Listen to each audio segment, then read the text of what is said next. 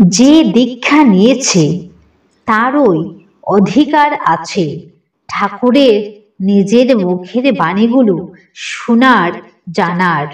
ঠাকুরের সত্যানুসরণ আছে, তাই দিয়ে পড়াশোনা শুরু করো।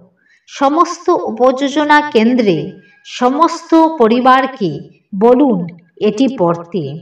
পড়ে জানো যে তোমার ঠাকুর তোমাকে কি বলেছেন। আমার মুখের এটো খেতে হবে না। তোমার নিজের ঠাকুরকে তুমি নিজেই বুঝো। ঠাকুরের নাংলা কথাগুলি নিজে পড়ো। আমার কথার উপরে দাঁড়িও না।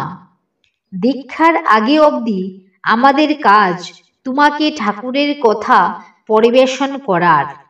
দীক্ষার পর তুমি এবার পথ পেয়েছ, তুমি এটা পড়ো।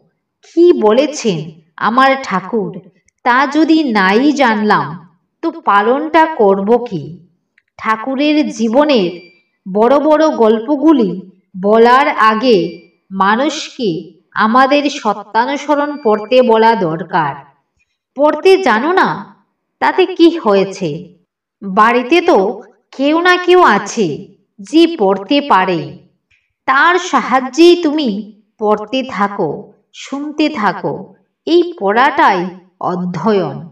পরম পূজ্যপাদ শ্রী শ্রী আচার্যদেব। জয় গুরু।